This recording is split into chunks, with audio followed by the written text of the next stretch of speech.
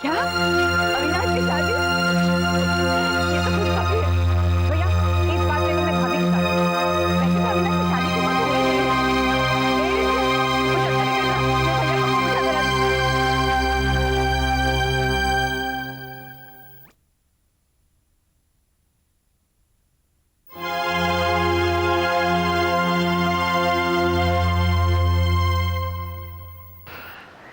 आए थे हरिभजन को, ओटन लगे का पास।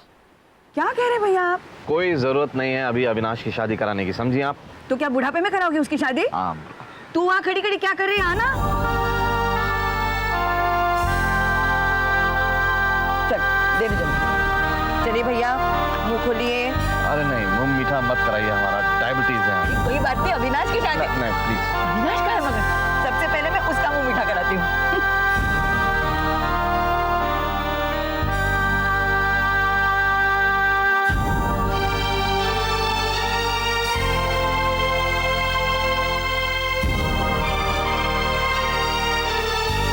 बाबूजी, मुझे माफ कर दे बेटा। बाबूजी माफी तो हमें मांगनी चाहिए। हमारे आने से आपकी परेशानियां बढ़ गई। ना ना, ऐसी कोई बात नहीं है। देख, अगर मैं चाहता तुझे इस घर की कुछ भी अच्छा नहीं लग रहा है, कुछ भी।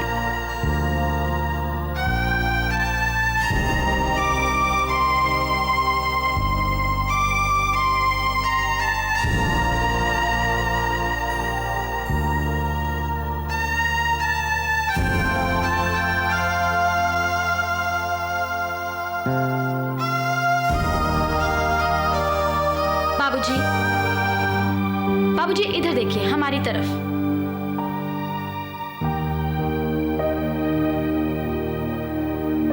क्या हम आपको दुखी नजर आते हैं? नहीं ना? फिर? बेटे, मैंने प्रभु दयाल को वचन दिया था। बाबूजी, क्या नहीं किया आपने हमारे लिए? हमें इस घर में रहने की जगह दी, आसरा दिया, इतना प्यार, सम्मान, इज्जत, और सबसे बड़ा सम्मान तो हमें ये मिला कि इस घर की सेवा करने का मौका दिया आपने। ये क्या कम है बाबूजी? हम आपकी बहू नहीं बन पाए तो क्या हुआ? हम आपकी बेटी तो है ना, और ये हक हमसे कोई नहीं छीन सकता।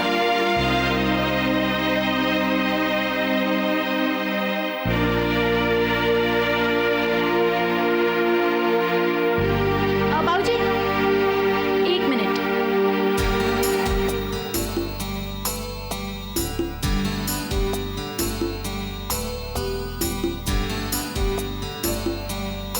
छाछ।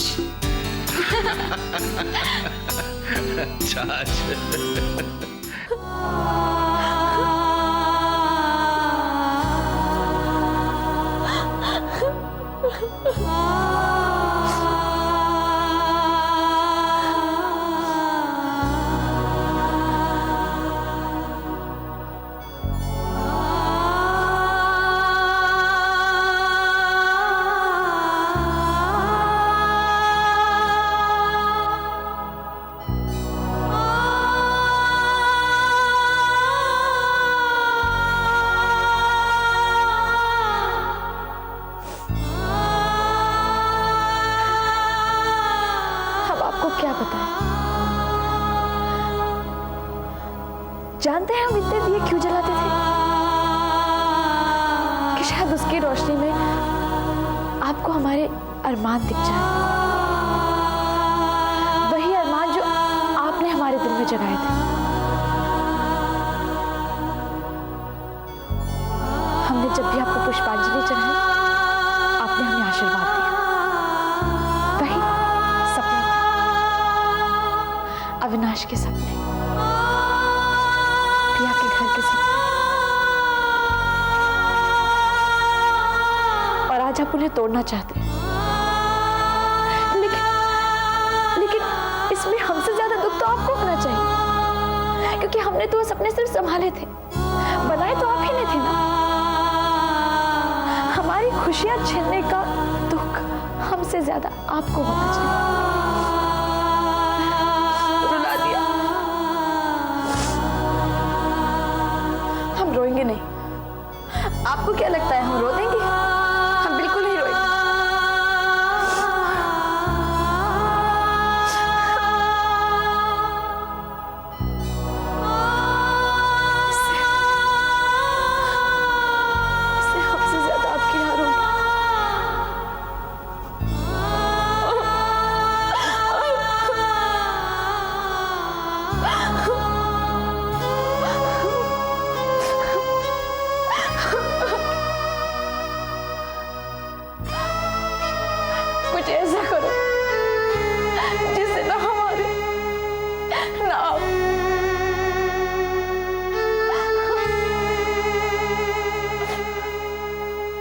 3,000 स्क्वायर फीट में ये प्लांट फैला हुआ है, नॉर्मल वर्किंग कंडीशन में है।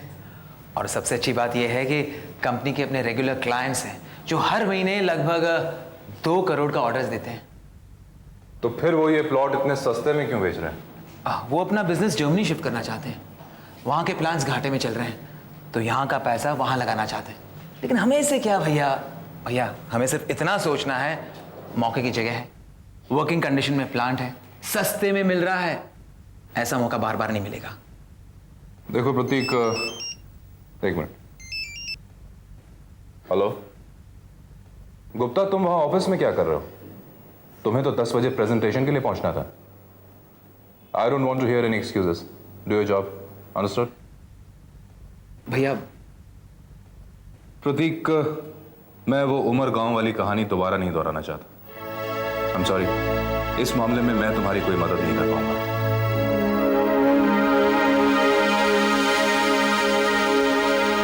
माँ जी, अरे कावेरी, तुम घर पे?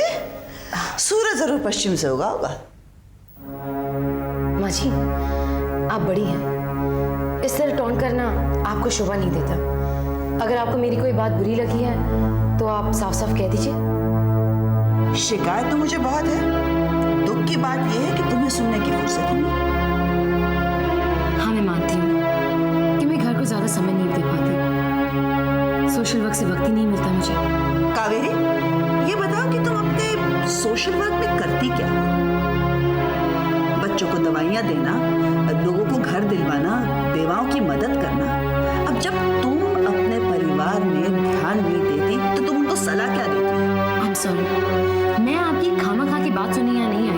मैं खामा-खा की बात नहीं कर रही हूँ, ना मैं तुमसे कुछ कह रही हूँ। मैं तुमसे एक सवाल पूछ रही हूँ, तुम घर में ध्यान क्यों नहीं देती? क्या करूँ ज्यादा वक्त देकर? यशोदा भाभी की तरह रोती रहूं या प्रतीक की तरह कागज काली करती रहूं? कावेरी, तुम बहुत बदतमीज हो गई हो। आई एम सॉरी माँ जी, अगर आपको मेरी कोई बात बुरी लगी हो तो मुझे माफ कर दीजिए, लेकिन मैंने जो कुछ कहा सच कहा। मुझे माँ से बात करनी होगी। बिल्कुल कीजिए, आप दो बड़ों के बीच मैं कुछ नहीं बोलूँगी। मैं आपसे सिर्फ इतना कहने आई थी कि मैं आज शाम को जा रही हूँ और 3 दिन बाद आऊँगी। कहाँ जा रही हो? मम्मी ने पल्स पोलियो का कैंप ऑर्गेनाइज किया है। तुम्हें कहीं जाने की जरूरत नहीं। आप गलत समझ रही हैं। मैं आपसे इजाजत लेने नहीं आई हूँ, आपको इन्फॉर्म करने आई हूँ। मैंने तुमको कहा ना, तुमको कहीं जाने की जरूरत नहीं है। मैंने एक दफा कह दिया सो कह दिया। अगर आप चाहती हैं कि मैं ना जाऊँ तो इसकी आप मुझे एक अच्छी वजह दे दीजिए। मुझे तुम्हें वजह बताने की कोई जरूरत महसूस नहीं होती, लेकिन एक बात मैं कह देती हूँ कि कल शाम को अविनाश का शगुन है और कुंवर साहब अपने फैमिली के साथ यहाँ आ रहे हैं। तो वहाँ मेरा क्या काम? इस परिवार के बहू होने के नाते तुम्हारा यहाँ होना जरूरी है।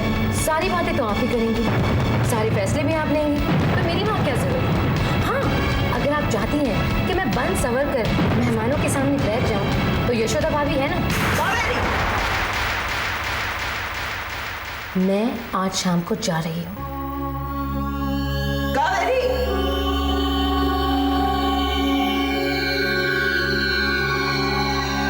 प्रतीक, मैं तुमसे कितनी बार कह चुकी हूँ कि मैं तुम्हारी माँ से इजाजत लेने नहीं गई थी, उन्हें खबर करने गई थी। जो मैंने कर दी। क्या कहा माँ ने? क्या कहती? हुक्म चलाने लगी, मना कर दिया जाने के लिए। कहने लगी अविनाश को देखने लड़की वाले आने वाले हैं, इसकी दुआई देने लगी। तब तुम नहीं जा सकती। प्रतीक, एक बात जान लो और समझ लो, मैं वही करती हूँ जो मेरा दिल चाहता है, और जो भी मैं करती हूँ वो गलत नहीं करती। तो क्या माँ गलत है? I don't know. कावेरी, मैं माँ के खिलाफ कुछ नहीं सुन सकता। और मैं गलत के खिलाफ बोल कर रहूंगी। कावेरी, अगर माँ ने मना किया है तो तुम कहीं नहीं जा सकती। प्रतीक, एक बात कान खोलकर सुन लो, मैं इतनी बंदिशों में नहीं जी सकती। अगर मुझे इसकी कीमत ये भी चुकानी पड़ी ना कि मैं दोबारा इस घर में लौट कर ना आऊं, तब भी मैं जाऊंगी। ठीक है, शायद इसकी कीमत यही होगी, नो प्रॉब्लम। मैं जा रही हूँ प्रतीक, और शायद लौटकर कभी वापस ना आऊं।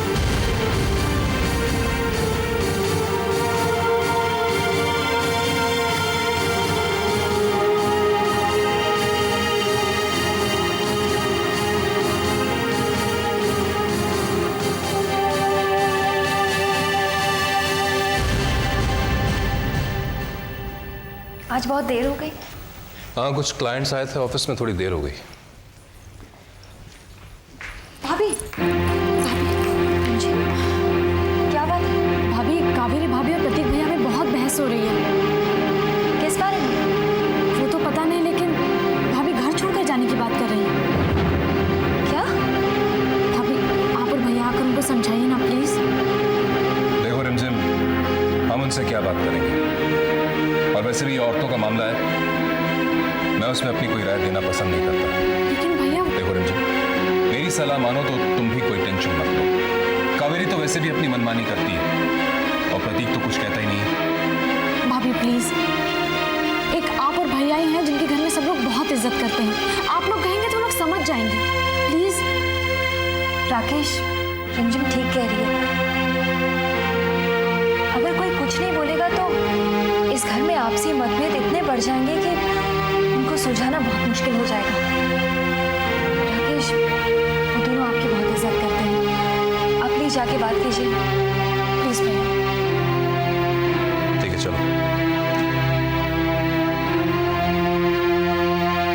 मम्मा, मैंने दीपांकर से बात कर ली है। नहीं, मैंने कहा ना कोई प्रॉब्लम नहीं होगी। हाँ, मैं 8:30 7 बजे तक निकल जाऊंगी। हाँ ठीक है, ओके बाय। कावेरी, क्या? मैं अभी अभी माँ से मिल के आ रहा हूँ। तो तुम्हें माँ से माफी मांगनी होगी अभी इसी वक्त।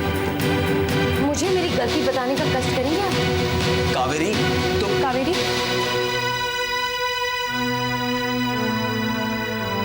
क्या बात है कावेरी, इतनी नाराज क्यों हो? कुछ नहीं। मैं बताता हूँ क्या हुआ है।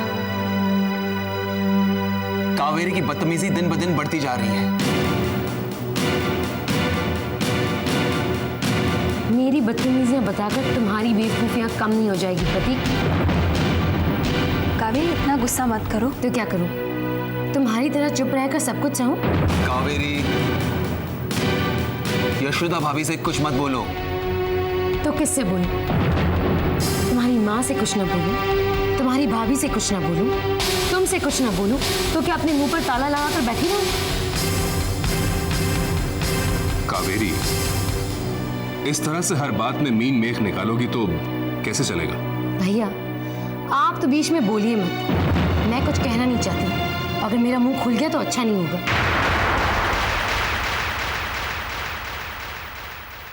क्या गलत कहना चाहती हो कावेरी? मैं तो तुम दोनों के बीच में बोलता ही नहीं हूं।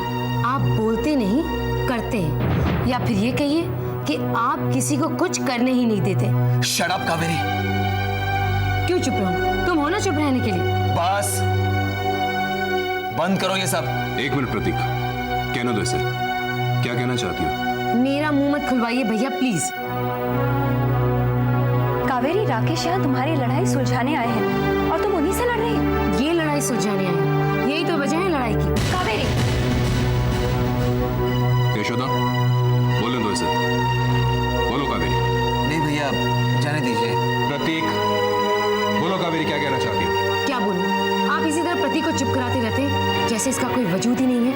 ये कोई भी प्रोजेक्ट बनाता है तो आप रिजेक्ट कर देते हैं जैसे कोई बेवकूफ हो। ये सब बिजनेस की बातें हैं कावेरी, तुम इसमें क्यों इंटरफेयर कर रही हो? ये आपके लिए बिजनेस होगा भैया, लेकिन हमारे लिए हमारा फ्यूचर है। आपने तो इन्हें ऐसा बना के रखा है जैसे इनकी तो कोई फीलिंग ही नहीं है, जैसे इन्हें तो कुछ आता जाता ही नहीं है।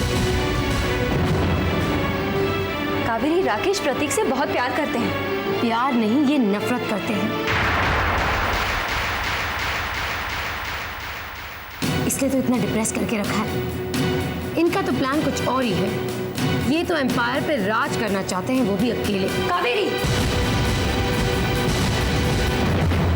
आप तो चुप ही रहिए। आपसे अच्छा तो मैं नहीं जानती हूँ। ये सिर्फ पैसे से प्यार करते हैं। ये प्रतीक के भाई नहीं, दुश्मन है।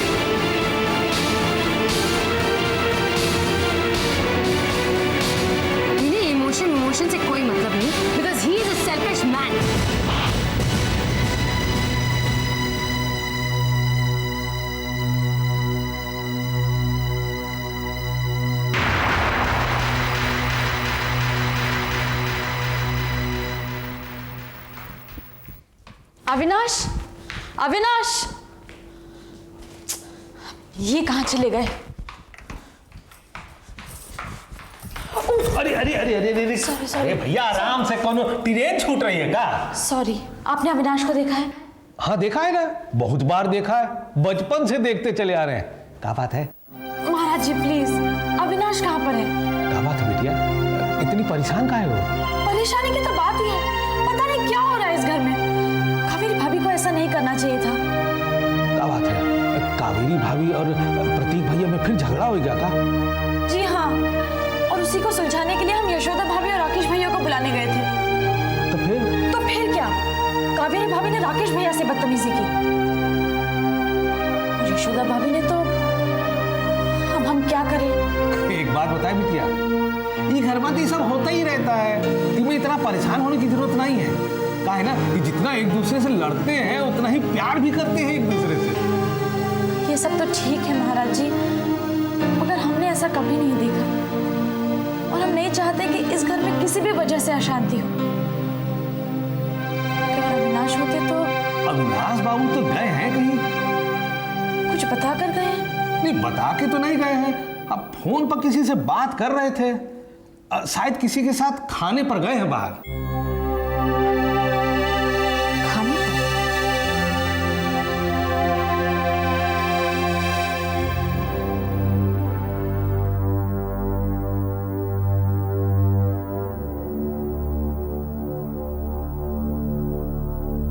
क्या हुआ था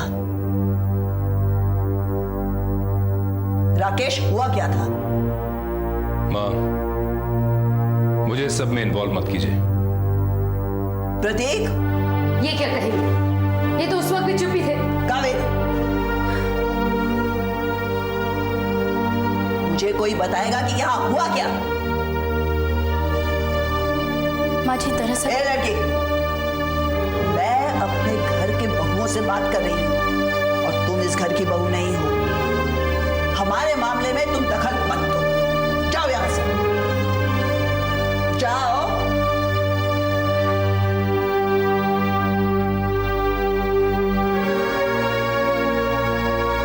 बहू, तुम बताओ क्या हुआ था?